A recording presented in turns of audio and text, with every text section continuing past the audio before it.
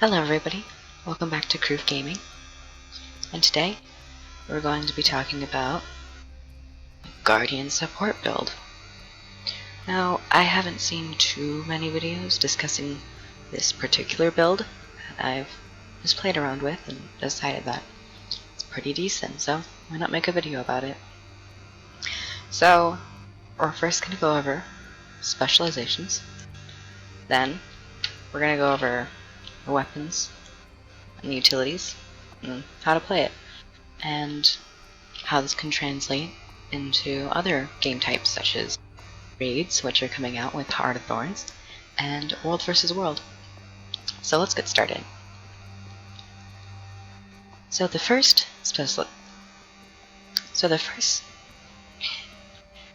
specialization that I've decided to pick is Virtues, and the very first trait you get, Inspired Virtues, it's nice to have for its might, regeneration, and protection, but I personally don't really pop my virtues that often, except when I'm being pressured or I'm trying to pressure someone. The next trait is Master Consecrations, which I take for reduced recharge on my 8 and 9 skill. My 9 skill is bound to X, so 8 and X, and basically just for the reduced recharge. Reduce cooldown. Next one, Virtue of Retribution. It's just nice to have for retaliation when activating a virtue, even though I don't do that too often. But if you do, this is a good trait. Next one, Absolute Resolution. Now, activating Virtue Resolve is okay in certain fights if you're all by yourself and you're low on health and your heal is down. It's good to bolster your health up a little bit, but typically I'm not fighting by myself, so I don't pop that too often, so don't really get the conditions removed. But stronger the passive, I'm all down for. Really enjoy that.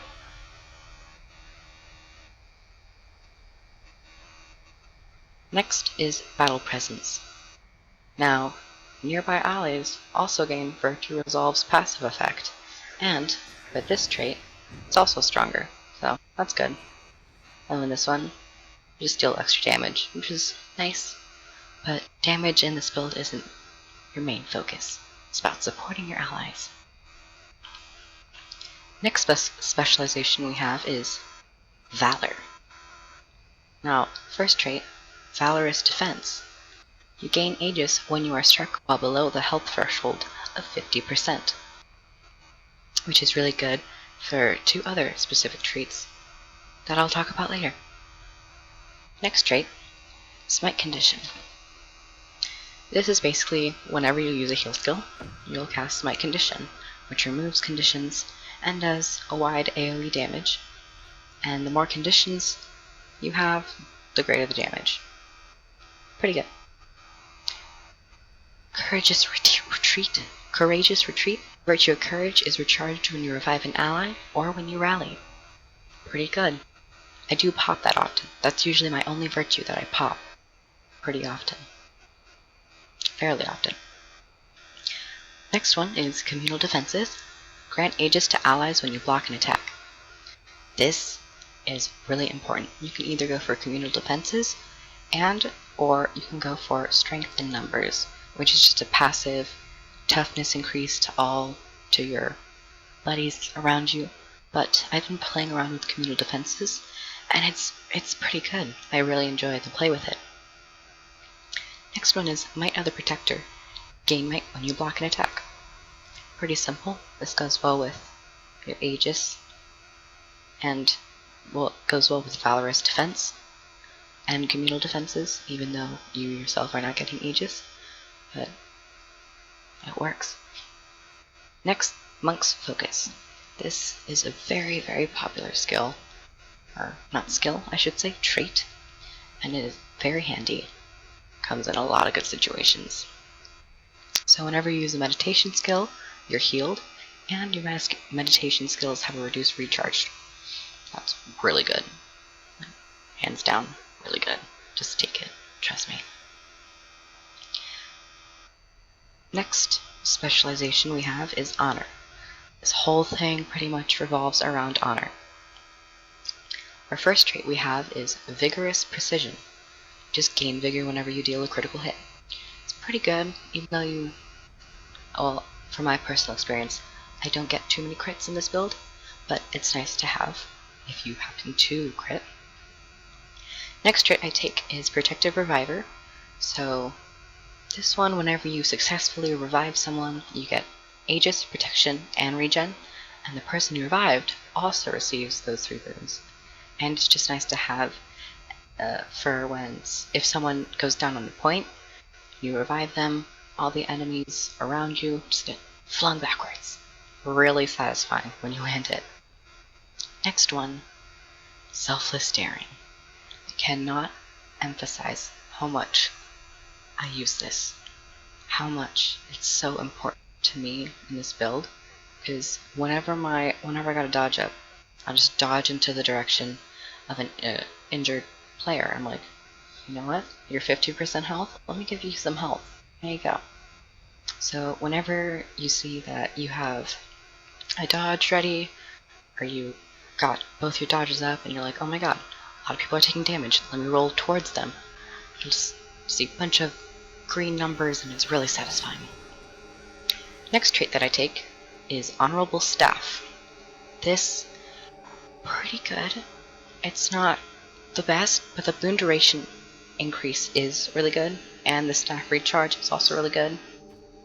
Out of these 3, I usually take this one just because I use staff mainly in this build for the reduced recharge with the symbol, and the symbol is also important for the next trait I'm going to talk about, which is Rite of Persistence. This just means your symbols are larger, they last longer, and they heal people. So place this around areas where the fight's going on, heal all your allies, damage your enemies, and it's going to be a fun time. And it's good for keeping your distance. The other trait that I didn't talk about is Purity of Body. Your Virtue of Resolve passive effect also regenerates endurance, which is also good with dodging. So, there you go. Now we're going to talk about my choice of utility skills. First off, my heal. Shelter. It's pretty much a staple in every game type. If you're running a shout build, Receive the Light, also great, but right now I'm primarily using Shelter in all game types. The block is excellent, heal's pretty decent, and when you use the healing skill, you gain Smite Condition, which heals. So you get basically a heal and another little heal. So it's pretty good. Next utility skill I take is Merciful Intervention from the Meditation. So this one will also heal me and heal others around me, or the player, when you activate it. So this, just Shadow Step to an ally, heal that person and everyone in that radius, and also heal yourself for a little more. Next utility I take is Hallowed Ground. Consecrate the ground around you, granting stability to allies inside. Stability is great, especially if you're up against a warrior, or someone who does a bunch of knockbacks like Greatsword Mesmers. Those can get pretty annoying. So, stability, great to have, and boon duration, also great. And with the Honorable Staff, you get a bunch of boon duration. Everyone's happy. Next utility skill I take is Sanctuary, which is also a consecration. So is Hallowed Ground. I think I mentioned that. If I didn't, now I did. Sanctuary is great. It's a small-ish radius, 120. It's pretty small, actually. It is a small radius, 120. And whoever's inside gets healed, and projectiles can't come in, and neither can enemy players. So it's great to pop right in the middle of a point, especially on Skyhammer. And everyone's at B, and everyone's fighting, and it's really chaotic. And you're like, you know what? I gotta break it up. Sanctuary, done. Heal a couple people inside. Everyone's happy, except for the enemy team, if you're winning. Next, and the final utility skill, or elite skill I take, is Signet of Courage. I take this just for the pulsing of AoE healing every 10 seconds. A little long duration, but the heal is nice. If you happen to be fighting, everyone's taking damage, and all your skills that provide healing are down, then this could just pop every 10 seconds randomly, and you're like, oh, I just gave 1,000 health to everyone. I feel special. But they probably didn't notice. And if everyone's on super low health, you can pop this and just bring everyone back to full health. They'll probably be like, what just happened? And they won't know it's you.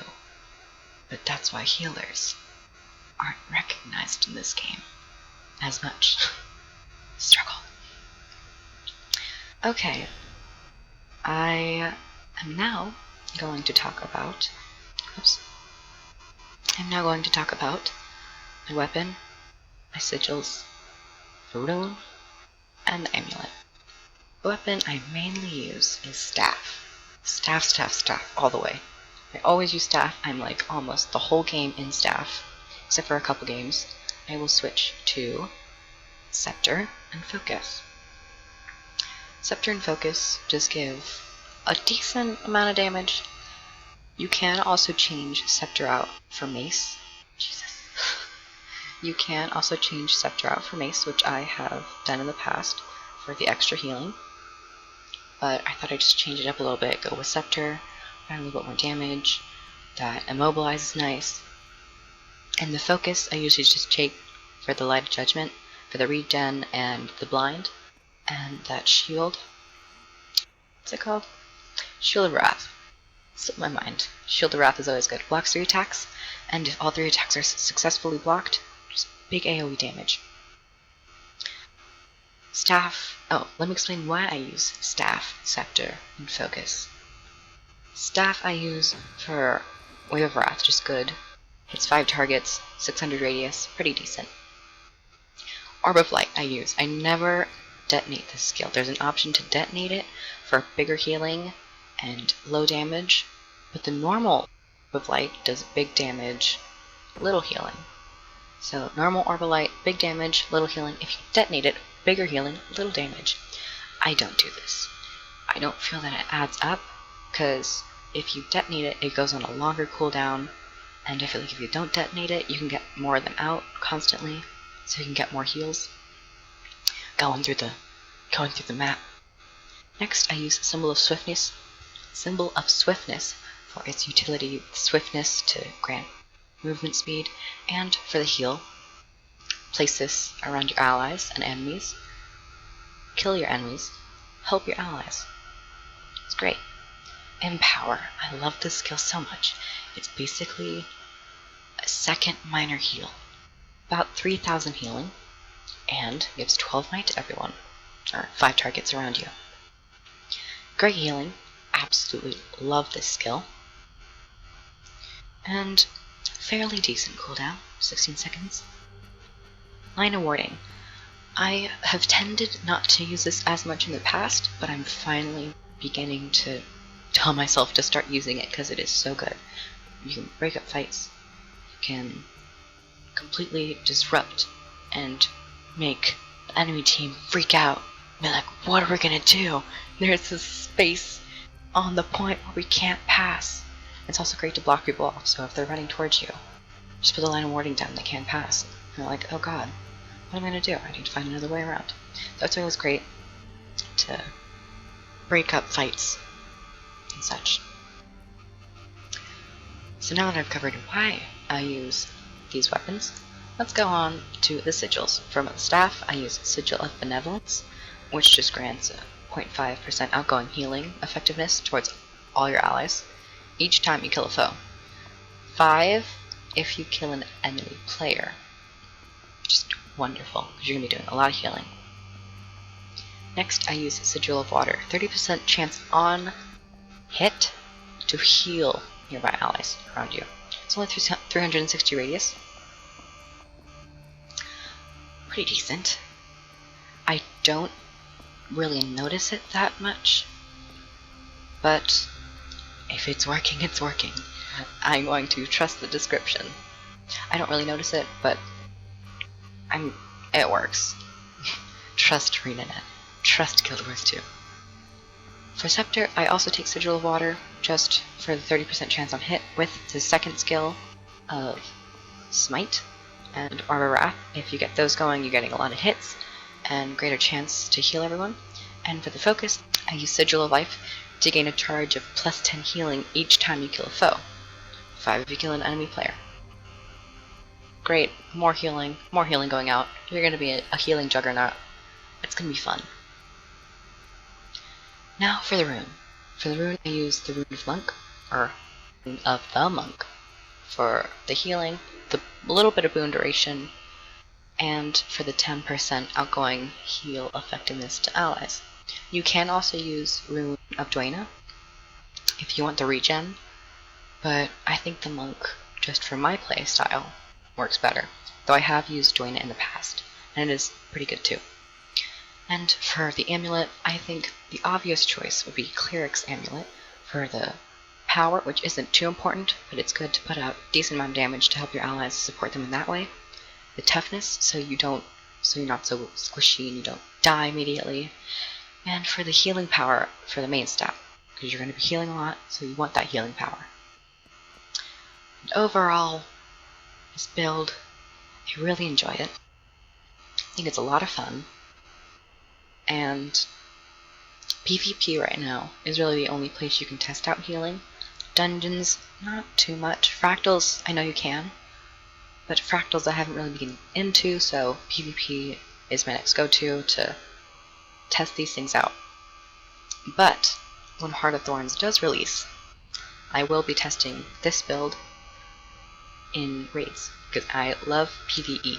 PvP is the only place I can test this. So, outside of PvP, I will be testing these on raids, which are supposed to be very challenging. In fact, the first boss I heard was really challenging. I never got to the first boss. I only did the first one. I think it was Red Guardian? Yeah, I'm pretty sure I only did Red Guardian. And you can also try this in World vs. World. I have tried it in World vs. World. I do see use in that. Big green numbers, so that means people are taking damage and they're getting healed. So, if you're mainly World vs. World, this build's good. If you're going to be raiding, try this build out.